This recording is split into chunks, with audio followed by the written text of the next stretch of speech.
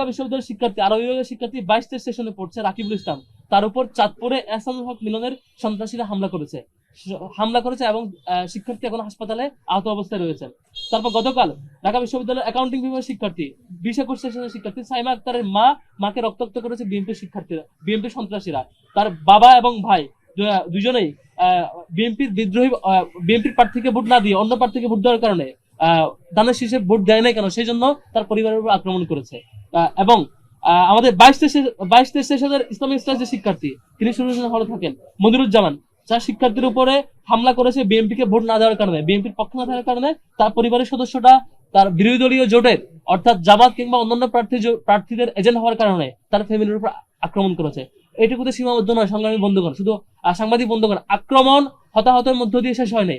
এখন পর্যন্ত তিনটি লাশ পড়েছে। ময়মনসিংহের হালুয়াঘাটে 9 বছরের শিশুকে আক্রমণ করে নিহত করেছে, হত্যা করেছে। তারপরে ধানের শীষের বিরুদ্ধে অবস্থান নেওয়ার কারণে মুন্সিগঞ্জে জসিমউদ্দিনকে পিটিয়ে খুন করেছে। বাগেরহাটে ধানের শীষের বিরুদ্ধে যাওয়ার কারণে ওসমান সর্দারকে নৃশংসভাবে হামলা করে খুন করেছে। এখন পর্যন্ত আক্রমণে 3 জনের নিহত হওয়ার সংবাদ আমরা পেয়েছি। এরপরে এই সংবাদগুলো পত্রপত্রিকায় এবং সংবাদ মিডিয়াতে ঠিকঠাক ভাবে আসেনি। এখন পর্যন্ত শতাধিক জায়গায় আক্রমণ হয়েছে, সংবাদগুলো এখনো মিডিয়া আসছে না। আমি কিছু সংবাদ আপনাদের সামনে উপস্থাপন করছি। 1, মুন্সিগঞ্জে ধানের শীষের সমর্থকদের হামলায় বিদ্রোহী প্রার্থী সমর্থক নিহত হয়েছে এবং অন্যরা আহত হয়েছে। 2, হারাগাছে মাইকে ঘোষণা দিয়ে এনসিপি নেতাকর্মীর উপর আক্রমণ এবং ভাঙচুর হয়েছে। 3, সিরাজগঞ্জে জামাত কর্মীর উপর হামলা এবং গুরুতর আহত হয়েছে অসংখ্য। কক্সবাজারে উত্তর হারবানে বিএনপির হামলায় জামাত কর্মীরা আহত হয়েছেন। ঝিনাইদহ 4, স্বতন্ত্র প্রার্থীর অফিসে হামলা এবং বাবা ছেলে সহ আহত 4। তেঁতুলিয়ায় এনসিপির নারী কর্মীর বাড়িতে হামলা এবং ভাঙচুর হয়েছে। তারপর ধানের শীষ এবং কলস সমর্থকদের সংঘর্ষে যেখানে হয়েছে সেখানে ধানের শীষে সন্ত্রাসী হামলায় নারী সহ আহত হয়েছেন 14।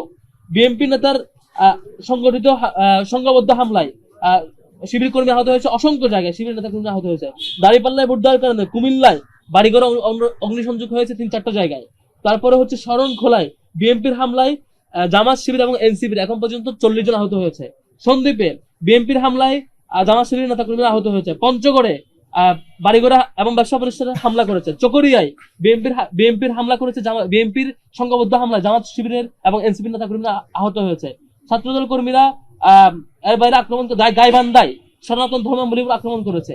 তারপরে এর বাইরে বিরামপুরে পুলিশ এজেন্টের উপরে বাবা পুলিশ এজেন্ট হওয়ার কারণে তাদের পুরো পরিবারের উপর বিএনপি আক্রমণ করেছে। তেঁতুলিয়ায় বিএনপি কর্মীদের হামলায় এনসিপি এবং জামাত নেত্রী আহত হয়েছে এবং তাদের ঘর বাড়ি ব্যবসা বাণিজ্য ভাঙচুর করেছে। তারপর তেঁতুলিয়ায় সেমভাবে ভাঙচুর হয়েছে। ভোলায় বিএনপির হামলায় বেশ কয়েকজনের বাড়িতে তাণ্ডব চালানো হয়েছে বিএনপির পক্ষ থেকে এবং আক্রমণ করা হয়েছে। ফেনীতে বিএনপির নেতা কর্মীদের হামলা দাঁড়িপাল্লা প্রতীকের সমর্থকদের বাড়িঘর এবং ব্যবসা প্রতিষ্ঠান ভাঙচুর করেছে। বাগেরহাটে বিএনপির কর্মীদের হামলায় বেশ কয়েকজন আহত এবং ব্যবসায়ী আহত হয়েছে।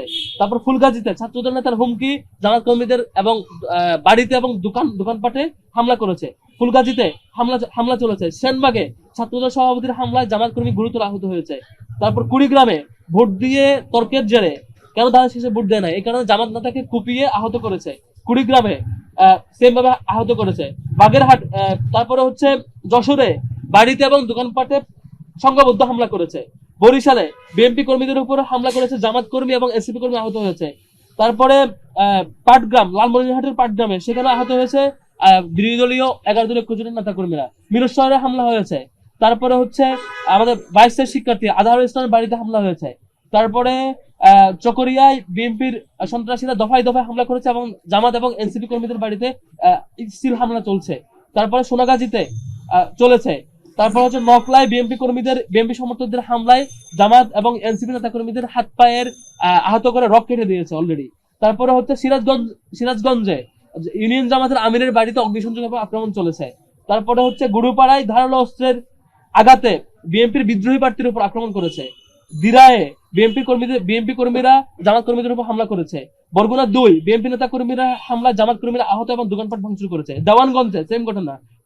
ঠাকুরগাঁই 2 হচ্ছে বিজয়ের পর জামাত এবং এনসিপি নেতা কর্মীদের উপর হামলা করেছে এবং জবাই করার স্লোগান দিয়েছে প্রকাশ্যে। ঢাকা 12 আসনেও সেম ভাবে হামলা করেছে। সম্মানিত বন্ধুগণ, এই হামলা 2 প্রকারের। একটা হচ্ছে বিএনপি প্রার্থী কেন হেরেছেন সেজন্য তার অন্যান্য প্রার্থী এবং বিদ্রোহী প্রার্থীর উপর দায় দিয়ে অন্যান্য বিএনপি নেতা কর্মীদের উপর হামলা করে আহত করছে। আরেকটি হচ্ছে বিএনপি প্রার্থী বিজয়ী হওয়ার পরে জামায়াত এবং এনসিপি প্রার্থী এবং তাদের সমর্থকের উপর প্রকাশ্যে হামলা করছে। এটা আমাদের শিক্ষার্থীরা, ইভেন 9 বছর শিশু রেহাই পায়নি। এটা খুবই দুঃখজনক। আমরা আশা করেছিলাম এই ইলেকশনের পরে বিরোধী দল এবং সরকারি দল তার জায়গা থেকে বিজয়ী এবং অন্যান্য প্রার্থীরা যেভাবে ভূমিকা রাখার কথা ছিল সেটি রাখবেন এবং অন্তত নতুন বাংলাদেশ আমরা পাবো। কিন্তু আমরা লক্ষ্য করেছি 2008 সালে আওয়ামী লীগ এবার বিএনপি যে আসন পেয়েছে তার চাইতে অনেক বেশি আসন পেয়ে 263টি আসন পেয়েছিল।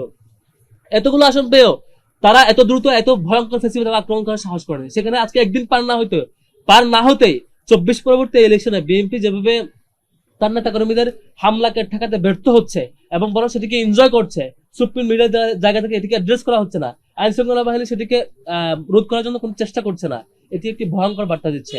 আমরা স্পষ্ট বার্তা দিতে চাই, আমাদের শিক্ষার্থী কোনো পরিবার, আমাদের শিক্ষার্থীরা আহত হলে, দেশের জনগণ আহত হলে আমাদের জায়গা থেকে আমরা আবারও মাঠে নামতে বাধ্য হবো। আমরা এখন আশাবাদী জনাব তারেক রহমান সহ তার দলীয় নেতৃবৃন্দ যারা বিজয়ী হয়েছেন এবং যারা সরকারি দলে যেতে যাচ্ছেন, সরকার গঠন করতে যাচ্ছেন, তারা অন্তত এবার আওয়ামী আচরণকে কপি করবেন না, অন্তত তারা আওয়ামী আচরণকে ফিরিয়ে আনবে না।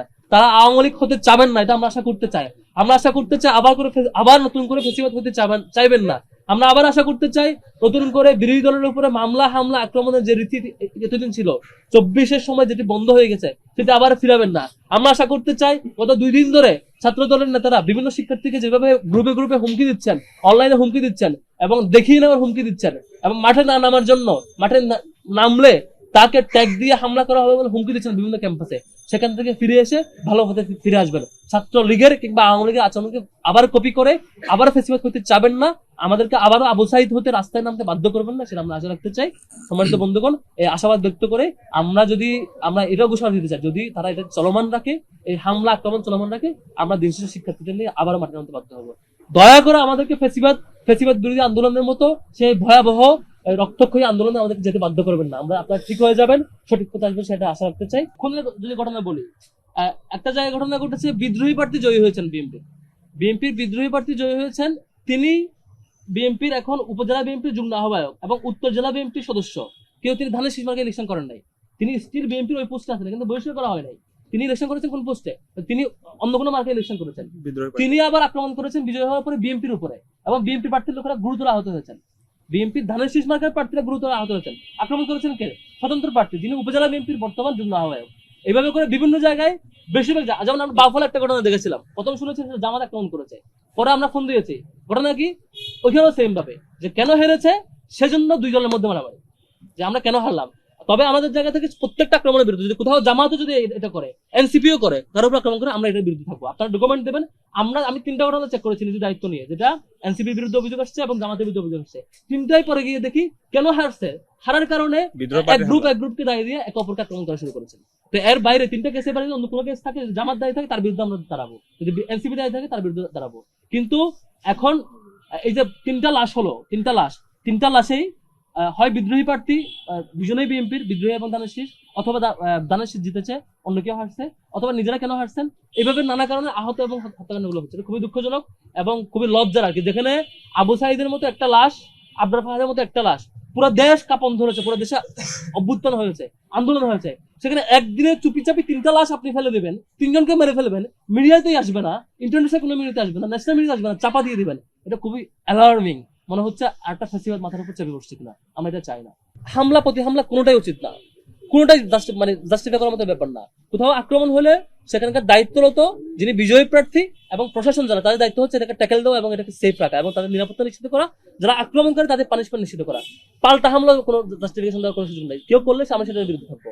আর এটা সবচেয়ে দলের ব্যাপার, আমাদের জায়গা থেকে যে কোনো বেআইনি কাজের, যে কোনো অপরাধীর বিরুদ্ধে আমরা থাকবো।